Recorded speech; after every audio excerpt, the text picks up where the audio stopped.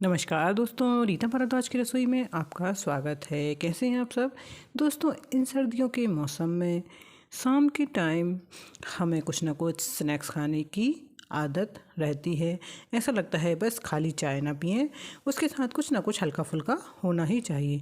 तो आज ऐसे ही नमक पारी की रेसिपी मैं आपके साथ शेयर करने वाली हूँ, एकदम हेल्दी और टेस्टी। तो इसके लिए हमें सबसे पहले दोस्तों 1 कटोरी मूंग दाल ली है, जिसे मैंने रात को फूलने के लिए डाल दिया था।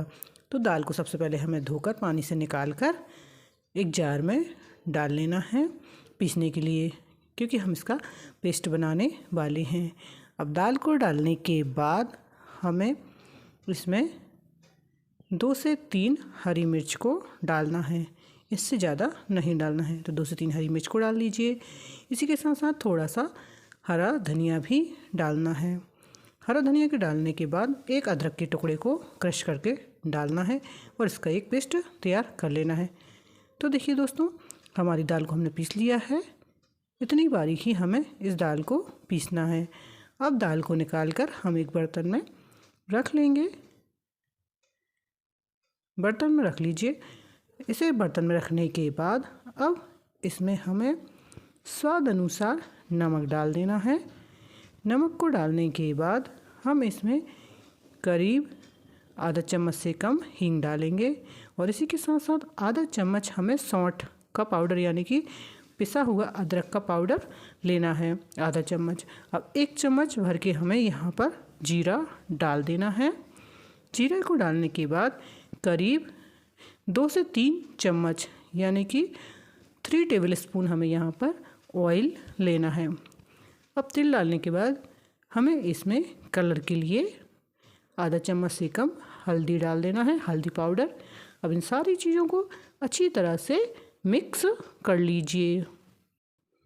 जैसे ही सारी चीज़ें अच्छे से मिक्स हो जाएं तो हमें यहाँ पर 2 कटोरी के करीब आटा लेना है, यानी कि दाल से दुगना। 1 कटोरी हमने यहाँ पर दाल ली थी, तो 2 कटोरी हम यहाँ पर आटा डालेंगे। तो आटे को भी अच्छी तरह से मिक्स कर लीजिए। आपको अगर नमक कम लगता है तो आप नमक थोड़ा सा और डाल सकते हैं। बाकी 2 कटोरी आटा लेने के बाद इसे अच्छी तरह से मिक्स कर लीजिए। अब इसे हम हाथों से मिक्स कर लेंगे। एक डो के जैसा हमें यहाँ पर आटा गूँथना है।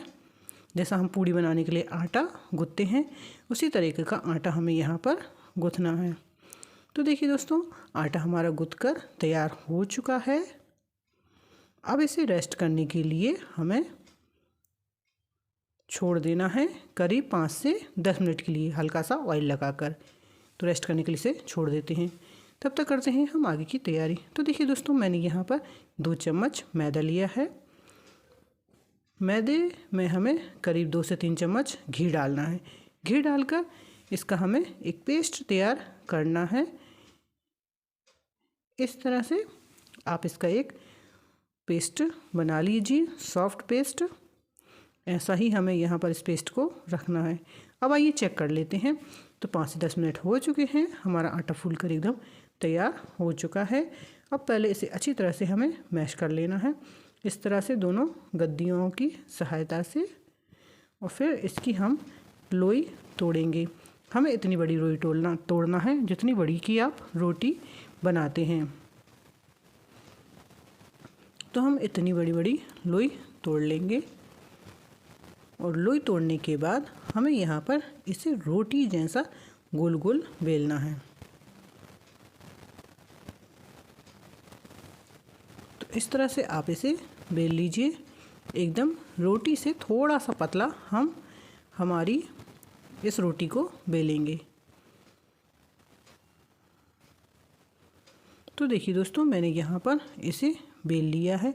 आप देख सकते हैं इतना पतला। इसी तरह से हमने बाकी की सारी रोटियां भी बना ली हैं। आप देख सकते हैं यहाँ पर हमने सारी रोटी तैयार कर ली हैं।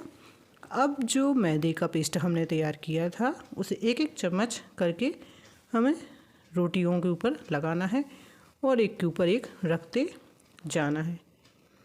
तो इस तरह से चारों तरफ आप मैदे और घी का पेस्ट को लगा दें।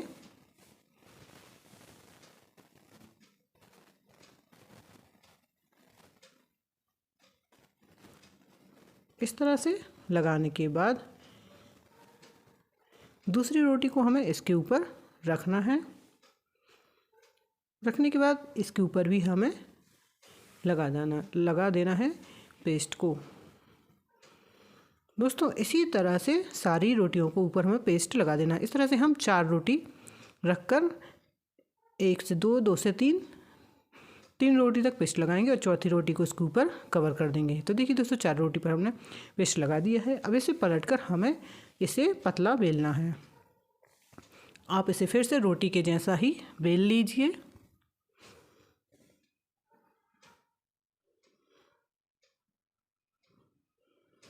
तो मैं आपको बेल कर दिखा देती हूँ कि कितना पतला आपको इसे बेलना है।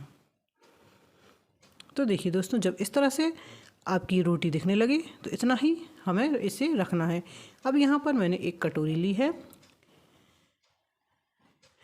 उसी के शेप में हम इसे गोल गोल कट कर लेंगे। आप चाहें तो छोटा बड़ा इसे कर सकती हैं। मैंने यहाँ पर जितना आप पानी पूरी खाते हैं उतनी ही बड़ी यहाँ पर ये कटोरी लिए। इसे सारी कटोरी गोल गोल शेप में हम इसे पूरी के जैसा काट लेंगे। अब देखिए दोस्तों हमने सारी पूरियों को यहाँ पर काट लिया है। अब इससे हम हमारे नमक पारे को शेप देंगे। तो एक तरफ से आपको इस तरह से मोड़ना है और ऊपर की तरफ से इस तरह से आपको मोड़ना है।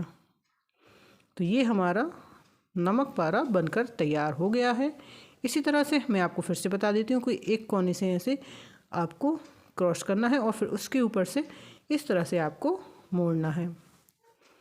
तो इस तरह से हम सारे नमक पारे तैयार कर लेंगे। तो देखिए दोस्तों हमने यहाँ पर सारे नमक पारे तैयार कर लिए हैं। अब इन्हें निकाल कर हम प्लेट में रख लेंगे और चलते हैं कढ़ाई की और गैस की तरफ हम चलते हैं। तो गैस पर पहले से ही मैंने एक कढ़ाई गर्म होने रख दी थी, उसमें तेल डाल दिया है। अब चेक कर लेंगे तो हमारा तेल अभी गर्म नहीं हुआ है, तो हमें इसे 1 मिनट के लिए छोड़ देना है। तो देखिए दोस्तों 1 मिनट बाद हमारा तेल गर्म हो चुका है। हमें यहाँ पर तेल को बहुत ज़्यादा गर्म नहीं करना है, मीडियम आंच में ही हम हमारे नमक पारे को फ्राई करेंगे। तो इस तरह से आप नमक पारे को डाल दीजिए और गैस का फ्लेम आपको मीडियम ही रखना है, तेज़ आंच पर नहीं सेंकना है।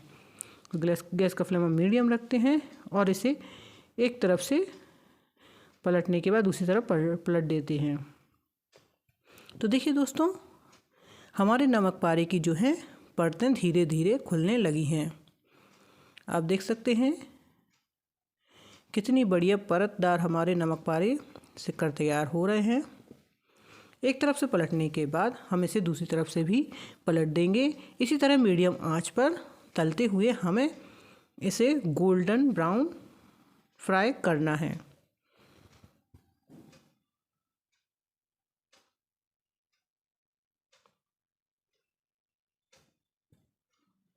तो देखिए दोस्तों जब इस तरह से आपके नमक पारे दिखने लगें तो आपको इन्हें निकाल लेना है। तो कितने बढ़िया हमारे नमक पारे एकदम सारी परतें खुल चुकी हैं हमारे नमक पारे की और बहुत ही क्रिस्पी तलकर हमारे नमक पारे तैयार हो गए हैं। तो अब इन्हें हमें निकाल लेना है। तो हम इन्हें धीरे धीरे करके निकाल लेते हैं इस तरह से।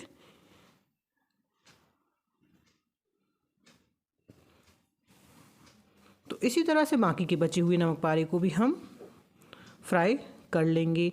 अब यहाँ पर हमने नमक पारे तो तैयार कर लिए हैं, पर इसमें हमें एक और मसाला तैयार करना है। तो इसके लिए हमें 1 चम्मच धनिया पाउडर चाहिए, आधा चम्मच गरम मसाला पाउडर, 1 चम्मच भर के हम यहाँ पर चाट मसाला लेंगे, आधा चम्मच से कम हमें यहाँ पर काला नमक लेना है। काला नमक लेने के बाद हमें यहाँ पर मिंट ऑरिगेनो फ्लेवर का ऑरिगेनो लेना है 1 चम्मच। यानी कि दोस्तों ये पुदीने के पत्ते वाला ऑरिगेनो मसाला है, तो इसे 1 चम्मच लेंगे और आधा चम्मच से भी कम हमें यहाँ पर लाल मिर्च पाउडर लेना है। तो हमारा नमक पारे का मसाला तैयार हो चुका है। अब गर्मा गर्म नमक पारे में ही हम हमारे इस मसाले को मिलाएंगे। तो नमक पारे एकदम परतदार सिक कर तैयार हो चुके हैं। अब एक एक चम्मच करके धीरे धीरे आपको इसमें ये मसाला डालना है। डालने के बाद इसे अच्छी तरह से हाथों से आप मिक्स कर लीजिए। इस मसाले से हमारे नमक पारे जो हैं बहुत ही टेस्टी, स्वादिष्ट, एकदम लाजवाब बनकर तैयार होंगे।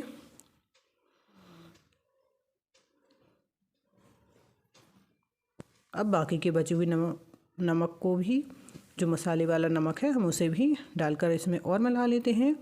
आप चाहें तो हाथों से या किसी बर्तन में रखकर या किसी डब्बे में रखकर इसे मिला सकते हैं। तो सारे नमक पारों में हमने मसाले को मिला लिया है। अब इसे दूसरे बर्तन में हम रखते हैं और आपको दिखाती हूँ मैं कि हमारा नमक जो है मिलकर एकदम बढ़िया से तैयार हो चुका है। देखने में कितने बढ़िया हमारे नमक पारे लग रहे हैं, एकदम परतदार और इतने खस्ता बनकर तैयार हुए हैं कि आपको दिखने में ही लग रहे होंगे कि कितने खस्ता बनकर तैयार हुए हैं। तो दोस्तों, आपको रेसिपी पसंद आई है तो प्लीज़ वीडियो को लाइक कीजिएगा, चैनल को सब्सक्राइब कीजिएगा और ज़्यादा से ज़्यादा मेरी इस वीडियो को शेयर कीजिएगा। अब देखिए, एक नमक पारे को मैं तोड़कर आपको दिखाती हूँ। पूरा इतना खस्ता हमारा बनकर तैयार हुआ है कि पूरा चूरा हो गया है। तो अब भी इस रेसिपी को एक बार ज़रूर ट्राई कीजिएगा। सुबह या शाम की चाय में इस तरह से नमक पारे बनाकर रखिए और जी भर के गर्मा गर्म चाय के साथ इस नाश्ते को खाइए। और दोस्तों, कमेंट में मुझे ज़रूर बताइएगा कि आपको ये रेसिपी कैसी लगी। तो मिलते हैं दोस्तों आपसे अगली वीडियो में एक और नई रेसिपी के साथ। तब तक देखते रहिएगा रीता भारद्वाज की रसोई। और वीडियो को लाइक और शेयर और कमेंट ज़रूर कीजिएगा।